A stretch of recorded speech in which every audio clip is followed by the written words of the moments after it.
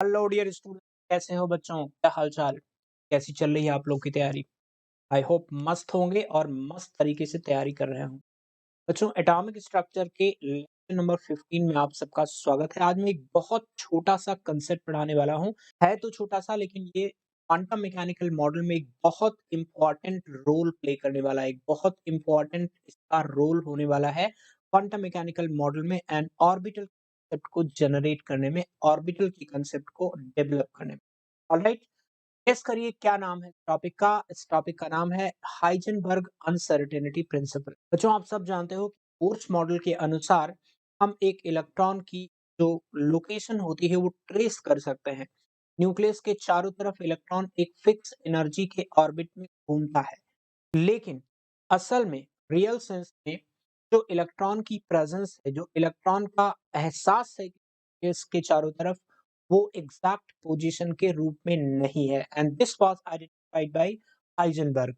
इन्होंने बताया कि किसी भी मूविंग पार्टिकल का, किसी भी माइक्रोस्कोपिक मूविंग पार्टिकल का पोजीशन और वेलोसिटी एक साथ एक्यूरेटली निकालना संभव नहीं है। इसका स्टेटमेंट कुछ इस प्रकार से था: it is impossible to determine the exact position and momentum of a moving microscopic particle simultaneously। मतलब ये हुआ कि एक ही टाइम पे accurate position and accurate momentum determine करना, कैलकुलेट करना किसी भी मूविंग पार्टिकल के लिए संभव नहीं है। इसको मैथमेटिकली उन्होंने बताया कि delta x into delta p is greater than और इक्वल टू एच अपॉन 4 पाई। यहाँ पे delta x error in position and delta P है एरर इन मोमेंटम। ये जो एरर हमने लिखा है या अनसर्टेनिटी जो हमने लिखा है, ये बेसिकली मिनिमम अनसर्टेनिटी है। मतलब आप यूं समझ सकते हैं, if delta x tending to zero then delta p tending to infinity. इसका मतलब ये हुआ कि अगर पोजीशन में एरर मिनिमम है, अब टेंडिंग टू जीरो है, एग्जैक्टली जीरो तो हो ही नहीं। If delta x is tending to zero, इसका मतलब delta p is going to be infinity. यानी कि अगर आप ऑलमोस्ट करेक्ट पोजीशन निकाल सकते हो इलेक्ट्रॉन का, तो जो उसके मोमेंटम में एरर होगा वो बहुत बड़ा होगा। सिमिलरली, यदि delta p tending then delta x tending to infinity, यानी अगर आप मोमेंटम लगभग करेक्ट निकाल लोगे तो पोजीशन पे जो एरर होगी इनफाइनाइट को टेंड करेगी, यानी बहुत बड़ी एरर हो जाएगी। इसका कुछ डिटेल कुछ ऐसे भी समझ सकते हैं बच्चों। एक जनरल प्रिंसिपल है ऑप्टिक्स का। As a general principle of optics, general principle of optics, if a photon of wavelength lambda is used to detect the position of electron in an atom, then the error in position can be plus minus lambda। का मतलब ये हुआ कि अगर आप lambda wavelength का photon use करते हैं इलेक्ट्रॉन को ट्रेस करने के लिए, तो उसकी पोजीशन में एरर प्लस माइनस लैम्डा के बराबर हो। अब आप सोचो, आप पोजीशन में एरर जीरो करना चाहते हो। If delta x tending to zero करना चाहते हो, इसका मतलब लैम्डा टेंडिंग टू जीरो करना चाहते हो। अगर लैम्डा यानी कि वेवलेंथ टेंडिंग टू जीरो हो गया, का मतलब क्या हुआ? एनर्जी गिवन टू इलेक्ट्रॉन, आप जानते हैं एनर्जी एच अपॉन लैम्डा होता है। अगर लैम्डा की वैल्यू जीरो हो गई, इसका मतलब है very large amount of energy supply to the electron through photon. यानी जिस फोटोन को आपने किया है इलेक्ट्रॉन की पोजीशन को डिटेक्ट करने के लिए, उसकी एनर्जी बहुत ज्यादा है। तो अगर एक बहुत हाई एनर्जी का फोटोन इलेक्ट्रॉन से टकराएगा, तो उसके मोमेंटम में जो एरर है वो बहुत ज्यादा हो जाएगी, उसकी वेलोसिटी में एरर बहुत ज्यादा हो जाएगी। ऑलराइट गाइस, अगर आप फोटोन की एनर्जी कम ले लो, टेंडिंग टू जीरो हो गया, तो उस केस में आप h c upon lambda tending to zero हो गया, इसका मतलब लैम्डा की वैल्यू बहुत ज्यादा हो गई। यानी अगर आप लो एनर्जी के फोटोन यूज करते हो इलेक्ट्रॉन के डिटेक्शन के लिए, तो उसमें लैम्डा की वैल्यू बहुत लार्ज लेनी। और अगर लैम्डा की वैल्यू बहुत लार्ज हुई, इसका मतलब error in position is going to be large. कुल मिला के कहानी ये कहती है कि अगर आप एक एरर को मिनिमाइज करोगे तो दूसरी अनसर्टेनिटी मैक्सिमाइज हो जाएगी। मतलब ये हो गया हाइजेनबर्ग अनसर्टेनिटी प्रिंसिपल के अनुसार आप दोनों चीजों को एक्यूरेटली कैलकुलेट नहीं कर सकते। इनफैक्ट मैं तो कहता हूँ दोनों में एरर मिलेगी। किसी की एरर को आप एग्जैक्टली जीरो नहीं कर सकते। मिनिमाइज करोगे, एक एरर को मिनिमाइज करोगे तो दूसरे में एरर मैक्सिमाइज। ऑलराइट बच्चा लोग, इसके अलावा आप ये देखिए जो हमारा बेसिक फार्मूला था delta x to delta p equal to H upon 4 pi का मतलब मोमेंटम से रिलेटेड जितनी भी फिजिकल क्वांटिटीज होती हैं सभी में एरर हो जाएंगे। जैसे पहली फिजिकल क्वांटिटी में लेता हूँ वेलोसिटी। लाइक आपने लिखा delta p to delta x greater than और equal to H upon 4 pi. अब डेल्टा पी को मैं एम डेल्टा वी लिख सकता हूँ into delta x greater than और equal to H upon 4 pi. That means delta x into delta we is greater than और equal to H upon 4 pi m. या फिर आप लिख सकते हैं delta we is greater than और equal to H upon 4 pi m into delta x. यहाँ पे ये है error in velocity. Okay, error in velocity. तो using error in position, using error in momentum, we can also calculate error in velocity। इसी प्रकार से अगर बात करें कि वेलोसिटी में एरर है तो ऑब्वियस बात है काइनेटिक एनर्जी में भी एरर होगी। काइनेटिक एनर्जी आप सब जानते हो कि it is going to be half m v square. अगर मुझे एरर इन काइनेटिक एनर्जी निकालना है क्या मैं लिख सकता हूँ d kinetic energy is equal to half m into two v d v. All right, two यहाँ से कैंसिल हो गया। error in kinetic energy can be written as m into v into dv, right? अब dv की जगह पे यानी delta v की जगह पे अगर मैं उठा करके बाकी पोर्शन रख दूं यानी dv क्या हो गया, dv या डेल्टा v आप जैसे भी लिखना चाहो लिख लो, is going to be delta kinetic energy divided by m into v। इसमें यदि मैं उठा के डेल्टा v की वैल्यू डाल दूं बच्चों आ जाएगा डेल्टा की जगह मैं सिंपली लिख रहा हूँ delta kinetic energy divided by m into v into delta x is greater than or equal to h upon 4 pi m। Okay, m यहाँ से कैंसिल हो रहा है तो delta kinetic energy into delta x is greater than or equal to h into v divided by 4 pi। यहाँ पे delta kinetic energy is going to be error in kinetic energy। all right, error in kinetic energy। इस तरह से आप kinetic energy में भी error निकाल सकते हैं। ओके गाइस, अच्छा इसके अलावा आपको पता है जो डी ब्रॉगली वेवलेंथ होता है किसी भी इलेक्ट्रॉन से एसोसिएटेड वो भी कहीं ना कहीं मोमेंटम से कनेक्टेड हो सकता है। तो इसका मतलब हम लोग error in de Broglie wavelength भी निकाल सकते हैं। चलिए निकालते हैं। देखिए आपको पता है जो मोमेंटम होता है पी एच अपॉन लैम्डा होता है। अगर मैं को निकालना चाहूँ तो लैम्डा के रिस्पेक्ट में इसको डिफरेंशिएट कर दूंगा तो ये आ जाएगा minus H upon lambda square D lambda. यहाँ से अभी मुझे डेल्टा पी यानी कि एरर इन मोमेंटम डीपी तो अगर मैं एब्सोल्यूट वैल्यू लिखूं तो H upon lambda square into delta lambda लिख सकता हूँ इसको। ऑलराइट, इसको अगर मैं रख दूं लेट्स से इक्वेशन नंबर 3, इसको बोल देता हूँ equation number 3 and let's say this is equation number 4।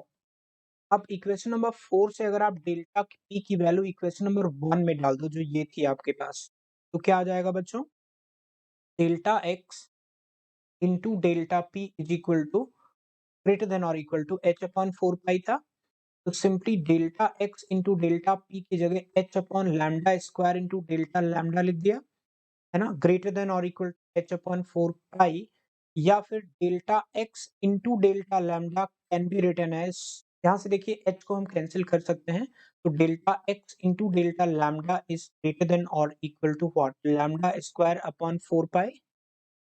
Alright, अगर लैम्डा की एग्जैक्ट वैल्यू आपको दिया हो तो एरर इन लैम्डा भी निकाल सकते हैं। मतलब लैम्डा की वैल्यू तो होगी तो एरर इन लैम्डा निकाला जा सकता है। Let's say this is equation number 5 and this is how you can calculate error in de Broglie wavelength. Delta x तो आपको पता ही है, this is error in position, error in position and delta lambda जो है आपका वो हो गया error in de Broglie wavelength. ठीक है गाइस, अगर मैं इसको डेल्टा लैम्डा यहीं लिख देता हूँ, delta lambda error in de Broglie wavelength. तो इस तरह से आपने कितनी एरर निकाल ली with the help of Heisenberg's uncertainty principle. देखिए एक बार जस्ट रिवीजन कर लेते हैं।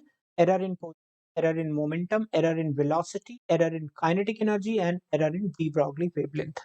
तो इतने टाइप की एरर्स किसी भी माइक्रोस्कोपिक मूविंग पार्टिकल के लिए निकाल सकते हैं। तो यही सजेस्ट करता है आपका हाइजेनबर्ग अनसर्टेनिटी प्रिंसिपल। ये कहीं न कहीं हमको एक वेव नेचर की तरफ, एक क्वांटम मैकेनिकल मॉडल की तरफ धक्का दे रहा है कि जो अब तक आपने एटॉमिक स्ट्रक्चर के बारे में, इलेक्ट्रॉन के नेचर के बारे में पढ़ा है, वो एकदम एक्यूरेट नहीं है। बहुत सारी और चीज़ें हैं जो आने वाली हैं। ऑलराइट गाइज़, तो यहीं से हमारा वेव मैकेनिकल मॉडल का दरवाज़ा खुल जाता है, जिसे हम लोग अगली क्लास में करेंगे। ओके? तो चलिए इस पे कुछ क्वेश्चंस बना लिया जाए। पहला क्वेश्चन है, if uncertainty in the position of electron is 0.33 picometer, calculate uncertainty in the velocity. Okay guys, तो सिंपल सा फॉर्मूला यूज करना है। अपने को पता है delta x into delta p is greater than और equal to H upon 4 pi, या फिर delta x into m delta we is greater than और equal to H upon 4 pi, delta x into delta V greater than और equal to H upon 4 pi m. क्योंकि electron के लिए है तो data सब कुछ अपने को पता है। 3.3 पिकोमीटर है, इसको हम मीटर में कन्वर्ट कर दें 10⁻12 हो जाएगा। इंटू डेल्टा वी निकालना है, इट इज ग्रेटर देन और equal to h 6.626 into 10⁻⁻34 divided by 4 into 3.14 into 9.1 into 10 raised to the power minus 31 kg. Delta V is greater than or equal to 1.75 into 10 power 8 metre पर second आ जाएगा। Okay, limiting case में हम इसकी error को इतना मान सकते हैं 1.5 into 10 power 8 मीटर पर सेकेंड। चलिए नेक्स्ट क्वेश्चन पे मूव करें।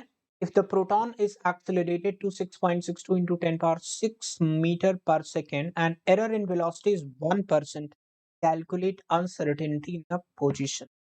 Okay guys, आपको velocity दिया हुआ है, velocity दिया हुआ है 6.62 into 10 raised to the power minus plus 6 meter per second। तो error in velocity कितना हो जाएगा इसका 1%। 6.62 into 10 power 6 into 1 upon 100, ये आपका हो जाएगा 6.62 into 10 raised to the power minus 4 plus 4 metre पर सेकेंड। अनसर्टेनिटी इन पोजीशन मुझे निकालना है। वंस अगेन सेम फॉर्मूला लगाने का है, delta x into delta we is greater than और equal to H upon 4 pi m. Delta x मुझे चाहिए ग्रेटर देन और equal to h 6.62 into 10 raised to the power minus 34 upon 4 pi 3.14। Mass of electron नहीं, proton की बात कर रहे हैं यहाँ पे। तो प्रोटॉन का मास जो होता है 1.67 into 10 power minus 27 kg रफली। एंड डेल्टा वी में आपको निकाल के दे चुका हूँ 6.62 into 10 power प्लस 4 मीटर पर सेकेंड। ये सारी वैल्यू अगर हम रख दें बच्चों तो ये आ जाएगा 4.75 into 10 raised to the power minus 13 metre. Alright, this is going to be your final answer. Okay बच्चों, अगला क्वेश्चन है, uncertainty in measuring the speed of particle is numerically equal to uncertainty in measuring its position. इसका मतलब ये हुआ कि delta we is equal to delta x, the value of these uncertainties will be, यानी कि delta v और delta x पूछा है, ठीक है। तो आपको पता है अभी हमने कई बार यही फार्मूला यूज किया है, delta v into delta x is greater than और equal to H upon 4 pi M. तो ये दोनों बराबर हैं। कुछ भी मान लो आप, delta V square is greater than और equal to H upon 4 pi M. तो delta we is greater than और equal to square root H upon 4 pi M. Okay, अब चेक करते हैं आंसर क्या होगा। It is equal to H upon 4 pi M का square root, ये तो बिल्कुल सही है, इक्वल टू हो सकता है। It will be greater than h upon 4 pi m, यानी कि आपका आंसर होगा ए और सी। डी को हम मोस्ट अप्रोप्रिएट आंसर टिक कर देंगे। गाइस, डी आपका परफेक्ट आंसर। आइए बच्चों एक और क्वेश्चन कर डालते हैं। If uncertainty in position and uncertainty the momentum of particle is numerically equal, यानी डेल्टा एक्स और डेल्टा पी बराबर है, राइट, टाइम पे, then the minimum uncertainty in position of the particle, once again delta x into delta p is greater than or equal to h upon 4 pi. Alright, इसको मैं लिख लेता हूँ delta p का square. Delta p और delta x को same ले लिया, ग्रेटर देन और equal to h upon 4 pi. तो delta p is greater than और equal to h upon 4 pi. मैं डेल्टा p को m डेल्टा v लिख देता हूँ, ग्रेटर देन और equal to h upon 4 pi square root. m delta v में m को आप राइट में भेज दो तो delta v is greater than और equal to h upon 4 pi square root 1 upon m। 4 को यदि मैं बाहर निकाल लूं तो मेरा आंसर एकदम मैच कर जाएगा, 1 upon 2m h upon pi. What is the correct one? B is correct answer. ठीक है गाइस, तो डेल्टा v की जो मिनिमम वैल्यू होगी वो 1 upon 2m h upon pi square root, यानी बी आपका करेक्ट आंसर होगा। ऑलराइट गाइस, छोटा सा कंसेप्ट था एटॉमिक स्ट्रक्चर का, लेकिन बहुत यूजफुल कंसेप्ट है, बहुत जगह यूज होता है और क्वांटम मैकेनिकल मॉडल का एक बेस बिल्डिंग कंसेप्ट है। तो बिफोर आई कंक्लूड, मैं आपसे एक बहुत इंपॉर्टेंट इंफॉर्मेशन शेयर करना चाहता हूँ अनअकैडमी के बिहाफ पे। अनअकैडमी प्रोडिजी जो 23 जनवरी 2022 10 बजे से शुरू होने वाला है, जिसके अंदर आप जीत सकते हैं 20 लाख रुपए का कॉलेज ग्रांट। ऑलराइट गाइस, ये एग्जाम बेसिकली इसके लिए कौन से बच्चे एलिजिबल हैं? 7th 8th 9th 10th engineering and medical entrance examination की प्रिपरेशन करने वाले बच्चे जो क्लास 11 एंड 12th में अभी पढ़ रहे हैं, साथ साथ अपनी आईआईटी या नीट प्रिपरेशन भी कर रहे हैं। Lots of exciting scholarship and rewards are already there अगर आप इसमें क्वालिफाई करते हैं।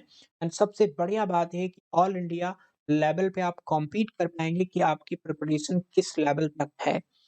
इस एग्जाम में इनरोल करने के लिए आप मेरा प्रोमो कोड यूज कर सकते हैं SD sir live. Alright guys, ये यूज करके आप फ्री इनरोल कर सकते हैं और अपने एग्जाम को परफॉर्म कर सकते हैं, अपनी परफॉर्मेंस चेक कर सकते हैं। तो इसी के साथ आज हमारा ये लेक्चर समाप्त होता है। बहुत जल्द मिलते हैं एक नई कंसेप्ट नए लेक्चर में। Right guys, thank you very much, bye bye.